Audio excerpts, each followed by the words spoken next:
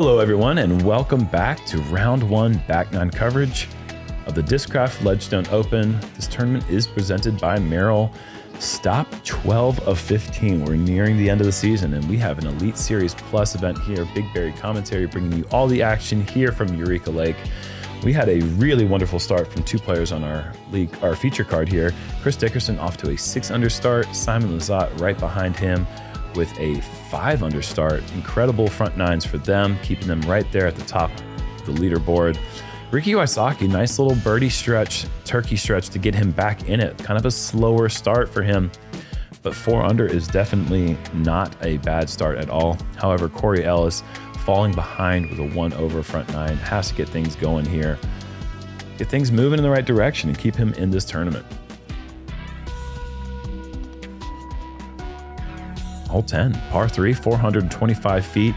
Same exact hole, except we now have a new out of bounds area on this right side, which comes in play big time because a lot of these players have gone for the straight backhand that kind of brushes off those limbs. It's a scarier play.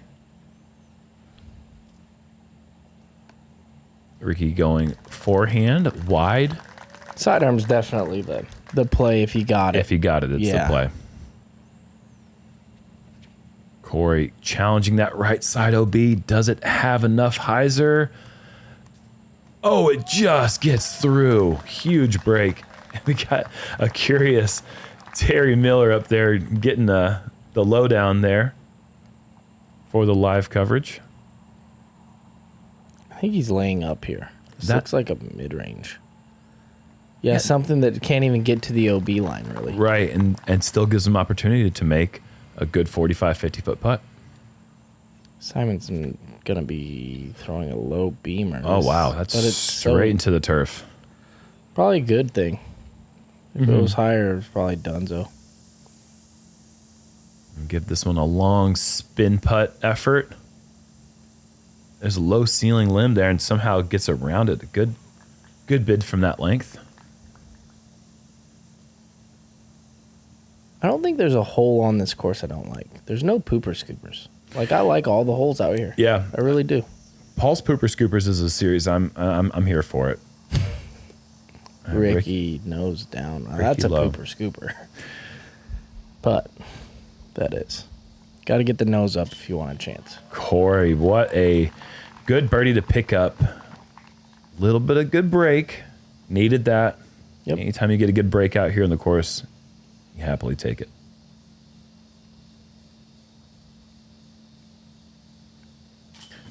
And I love the evolution of Eureka. And you're talking about how there's no bad holes in this course. I think when we started playing here in 2015, it was almost a situation where, like, with the rules of the stroke and distance, it was hard to enjoy the course because it was so nerve-wracking. And now I find this course very enjoyable.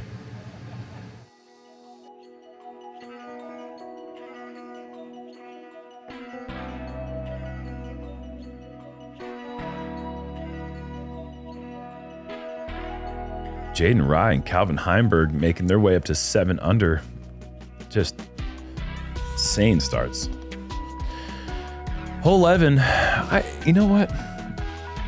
Kind of poopery scoopery. Yeah, if there was one. Kind of poopery scoopery. They keep pushing it back, though. They keep pushing it back and making it a little bit harder. There's something that could be done. This one's a bit of a transition. And by a bit, I mean this is a transition hole, but they do try to get you, though. You know why? They get you. Because a lot of people go OB. Yeah, because it says 300 is actually 270. 277. Is it? Yeah. It got me. 277. I just looked at the thing. I'm like, oh, they pushed it back. That makes sense. Threw it OB. Ricky playing the short skip up to 12 feet. So I like how they have to lie to get you. Yeah, a little bit of lying doesn't hurt. It's a white lie. Chris leaving that one short as well. And that is the play. You don't want to get too close to this pin because it does slope a little bit towards the OB right and long. I think that's This is probably going to be long. Yep. That's one of the things that I can't stand, honestly. If you have a freaking hole, get the number right on your T sign, dude. This Especially is a pro when tour, Bushnell honestly. is a sponsor of this event. like honestly. Yeah, no, seriously. No, seriously. I'm like, with you 100%. The T-shirt sign should be accurate It absolutely should. to the dot. We got the technology for it, that's for sure. There's a few on tour where I just, like, our graphics are all going to say the numbers that show on the T sign because that's just how the whole thing is, how it all works. But we know it's like 40 feet off. And so it's like... It was the one time I literally stepped up and it was my box, or I was like second on the box, and I was like, okay, I should have Brad hit this with the laser. But I'm like, no, it's right there. Like, you're fine. When I will be by a foot. There you go. All right, hole 12, par 3, the water tower hole. Such an interesting evolution of disc golf, as this was such a treacherous hole when we first started playing here. And now it's become a bit of a deuce or die.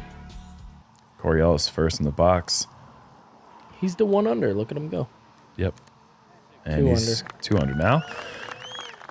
Well, here's the thing with this one is you don't know how far it is because they trick you by putting it behind a big old freaking water tower. Can't even shoot it. Ricky keeping that wide, low, absolutely perfection. Backside of the bullseye, just outside. What happens if you open that door? Does a bunch of water come out of there? Like, what the heck is a door doing there?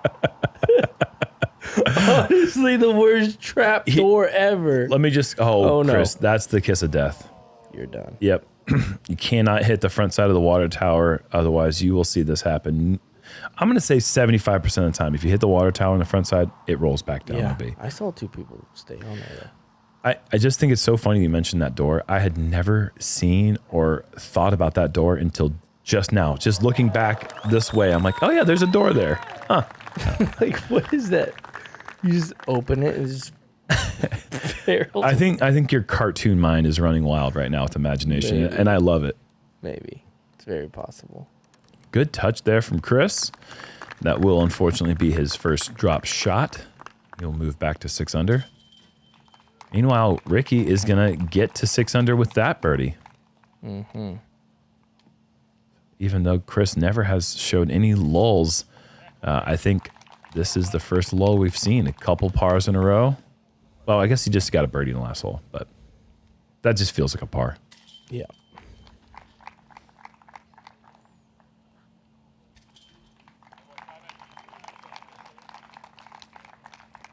You know, 3 players at 6, and Corey Ellis only 4 back now. Getting work done. Good stretch of holes. 4 birdies in a row.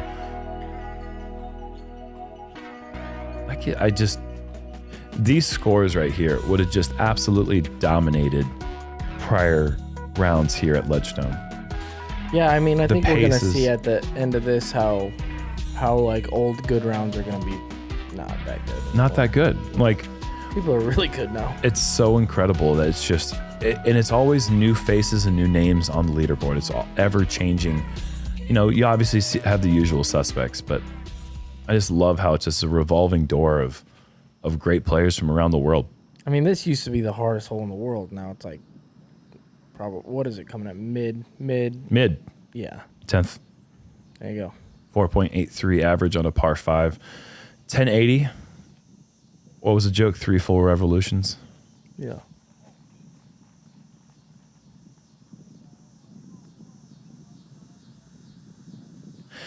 Okay, shots. You want to be in front of that tree? Yes. To the right of it. That opens it up to really easy.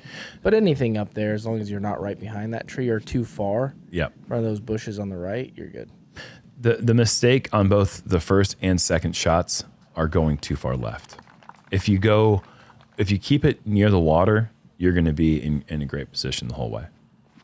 Obviously, that's scary, though. Mm-hmm. And then once in a while, you do see somebody square that stupid tree up and then just... Happened on my cards. Squared the tree up, rolled right back OB. No way. Yep. I knew it. I knew it was Gary out there. Patton. Local pro. And Ricky likes that one. A good overstable fairway driver is great here because as it hyzers, it's getting down quicker, and that's what you want. You don't want anything that drifts up high left.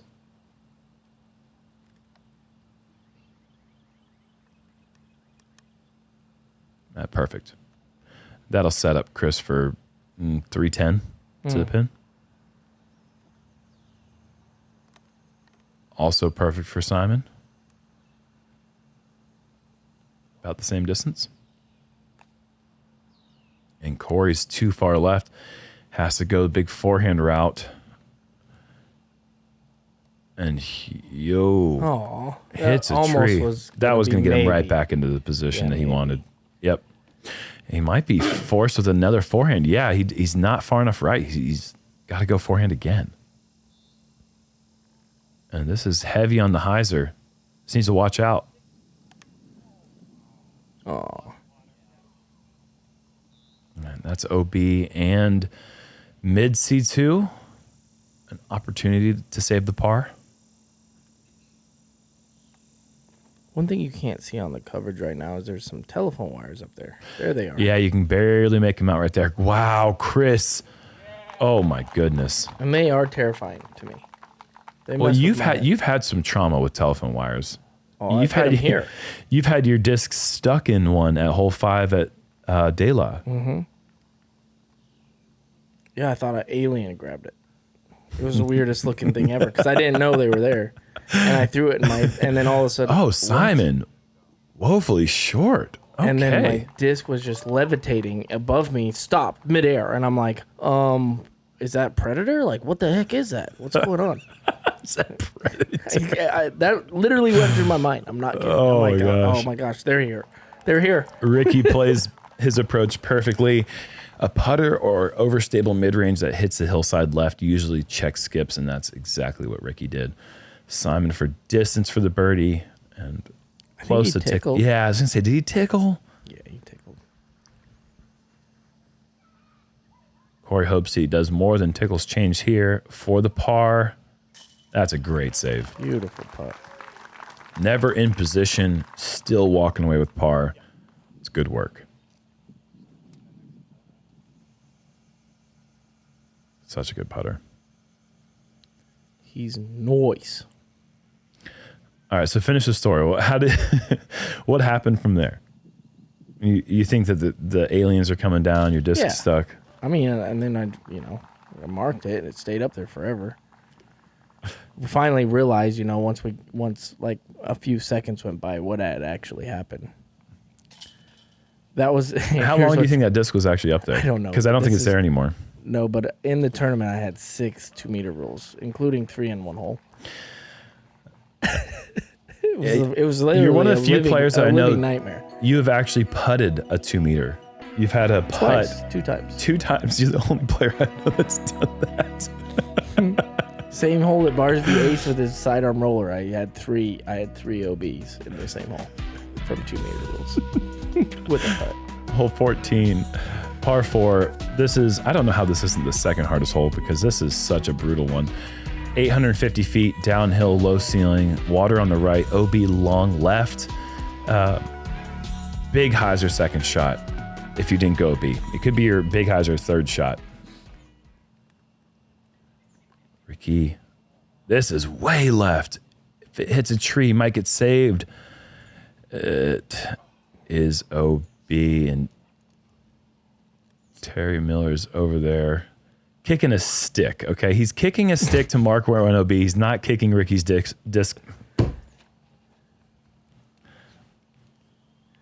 It's just the Terry. That's what happens. It's the Terry effect, folks. It's the Terry effect. That guy will kick your disc right back in bounds. Oh boy. Yeah, happens. All right, let's focus. Great drive there. Corey a little low. I like this play. This is what I do right here. If you drive it low with hyzer, it kind of takes the OB out, with something neutral.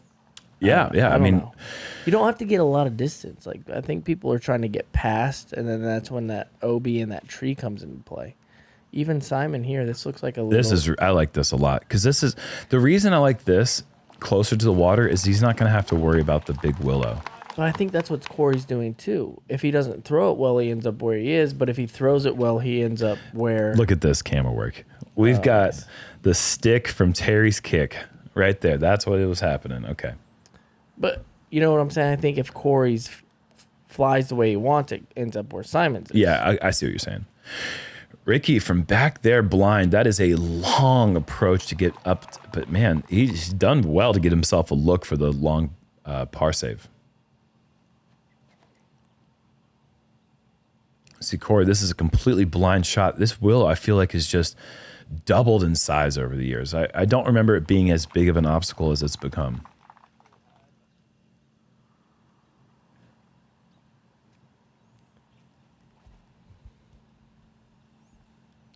Such trust and width from Simon's approach. And look at this, he's just going to dig, isn't it? Yep.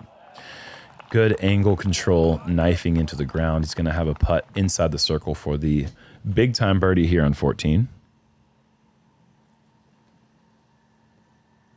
I like this one. A lot to like. Is there? Or is it short? Like, oh, it's that's great. a good one, yep. Great shot from Chris. Corey for the birdie in. Wow. And that means that Ricky's even closer for his par. Is that right? Oh, Simon, no. Ricky must have just pitched up. Yeah, he must have missed and pitched up, yep. And I guarantee he didn't pitch. We just must have missed his par bid. But either way, Simon with a disappointing miss. Yeah, there's an upside down putter. Yep. So it will be bogey for Ricky.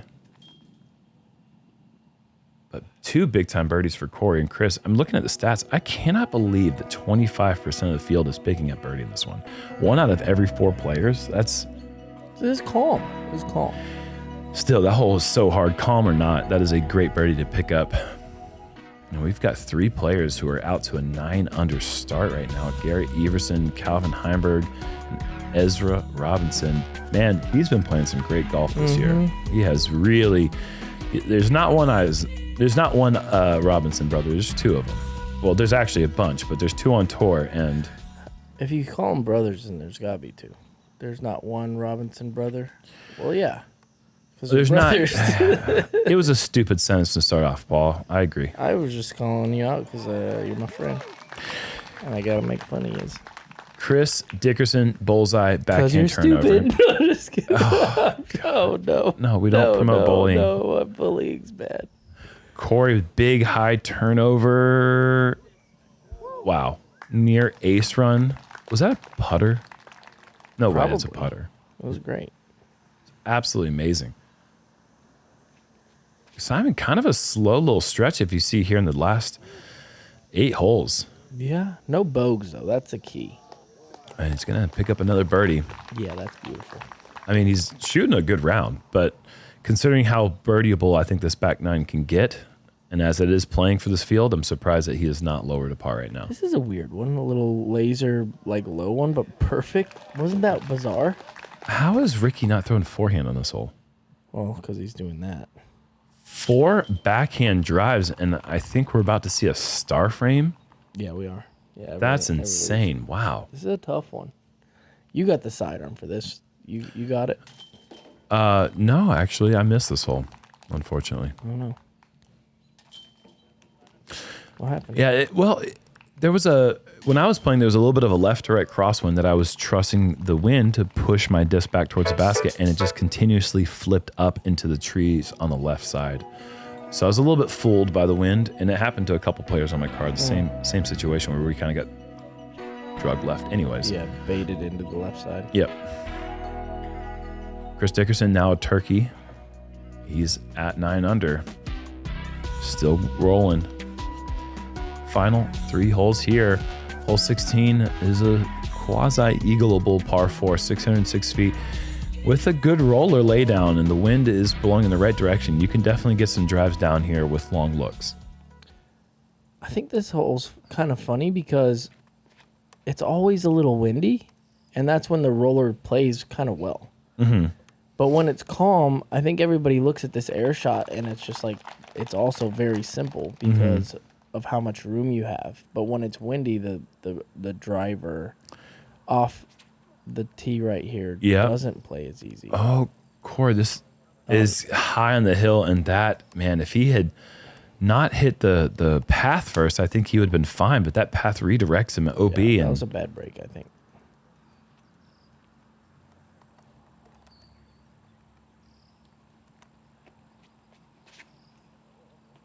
Ooh.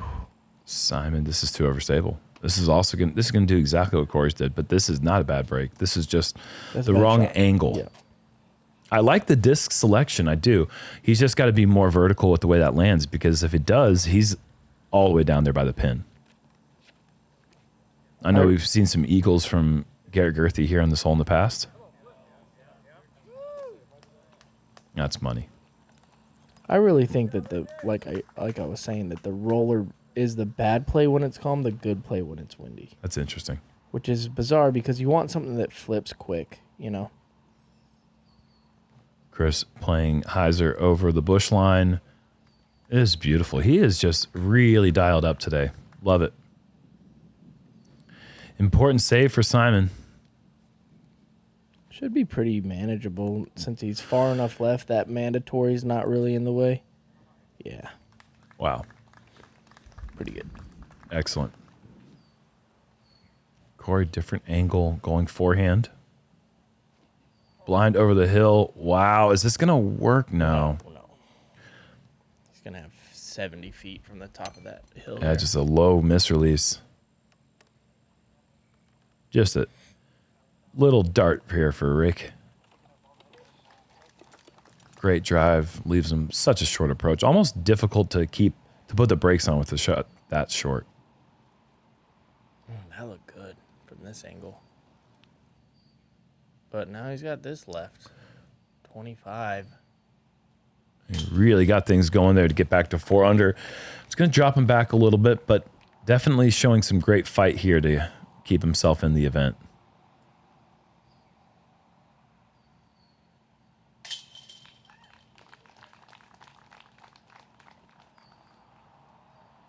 Yeah, that would have been a good one for him to get to 5, 6. He could have got to 7 under with just about nightmare start.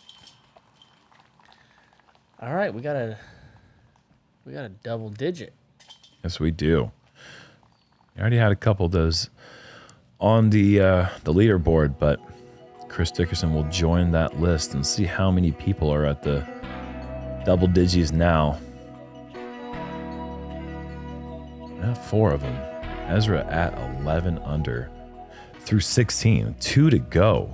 Opportunity to get to 13 under. Remember, course record's 14, so Ezra out there doing some pretty special things right now. Probably new course record. I feel like they brought some OBs in. The OB on 10. And the baskets pushed on 11. Push back. Okay. So much harder. Yeah. I think course record still stays at 14. I don't think it's changed enough. Chris, hyzer. Perfect. Very good.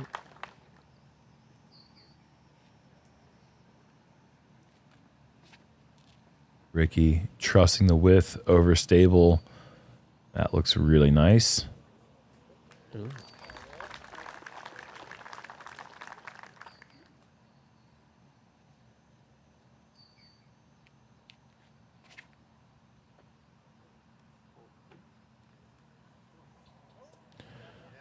Well done. Mm-hmm. At 310 feet, 17, it feels like if you're not on the green, you've really messed up when the wind's down. You just got to get this one. Yeah. And it looks like we're going to have 4 players here on the dance floor. Corey, the closest in bullseye. It's got to be playing as the easiest hole. Second easiest hole besides behind hole 7. Oh, 7. Yeah. But a very similar, this is a 2.48, and I think a 2.32 for 7. So it's actually significantly easier, but.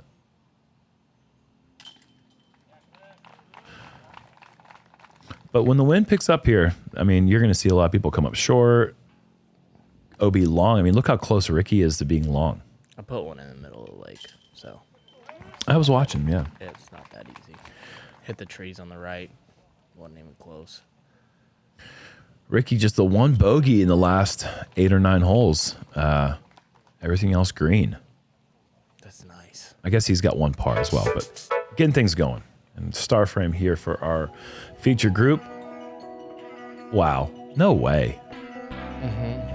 That's what he's going with. Well, how could I read the top and bottom of the putter in one putt from 8 feet? Okay. It's going to catch. I mean, he's 11 under. What am I saying anything about? Par 4, 711 feet. This is a beautiful hole. Absolutely iconic finishing hole here. Big drive sets you up for a low ceiling approach. Obviously, huge slope right to left. Got to worry about anything going down to Lake OB. Chris is going to play high turnover up on the hill. Misses that tree, and he's going to be in position, but now he's just got to try to save the par. Yeah. A lot of work to be done to get the birdie from over there. Ricky going roller. This is another one. They trimmed up the branches, and so the air shot, like the backhand air shot when it's calm, very simple. You can get way down there. Almost everybody on my card went air shot down the middle, and they just went so far. Ricky swung that up by the swings. But I think because everybody's so used to the roller, Whoa. it's the play. See, this is the stable roller that we just saw him throw on 16, Perfect but kept up on the hill. Look at this thing continuously stand up. This is ridiculous is right. Cut roller the whole way. That's awesome. Yeah. Makes you think, what were you doing on 16? Yeah. Like, that thing's so stable. See, here's the air shot. Look how far this gets. Oh, wow. Yeah. Like, he's not going to be that much shorter than Simon, right? If Corey gets up and down and saves 5 and gets to 5 under, that is just some serious heart. Doing work, yeah. And Chris has still got some work to do to save the par. Oh. Playing in the swings.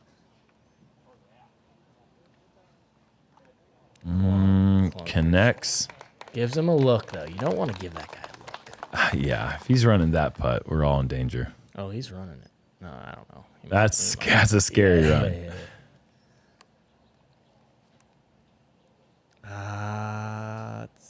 But, oh, there's the grill there. I was just saying that grill needs to be taken up and it is like cemented to the ground.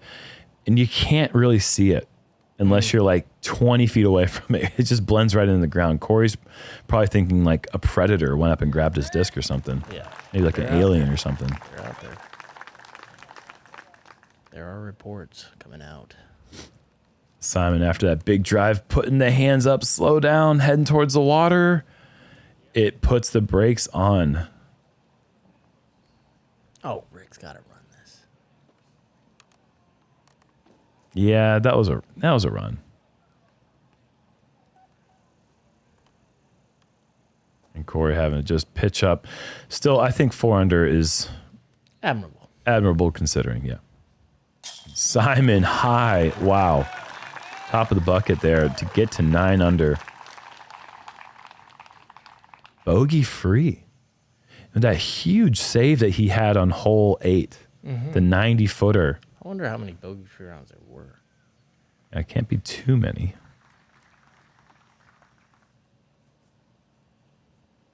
Was the 12 from Ezra bogey free? 12. Calvin? Yeah, Calvin and Ezra go bogey free. Oh, nice. And then we have Simon. That's got to be it. Yeah, there's not going to be many more after that. But you know what? I actually didn't give a shout out to a couple of people that deserved it. One to Justin Rozak on hole 7 for his ace, and then to Nico LaCastro on hole 11 or hole 10 for his ace. Really? I totally forgot to mention those aces, so congratulations to those guys. But even more congratulations goes to Calvin and Ezra Robinson for their hot 12 under starts, followed by a few other 11 unders, James Proctor and Calvin Heinberg, continuing their incredible seasons here in the 2023 season. We're going to have another league card appearance for those two gentlemen. The course in the event. Now go over to Northwoods Black. We're going to play the next 2 rounds in the woods. Completely opposite style course from what we see here. Yeah, exactly. No, completely opposite. And I think the toughest course we play all year. So a good battle from, this isn't the easiest course, but it played pretty easy in these conditions. Yep. Now we go over to a really challenge all your shots. Can't wait to see what happens. Well, round 1 in the books, 1 of 4. We've got round 2 coming up tomorrow. Thanks for watching. We'll see you then.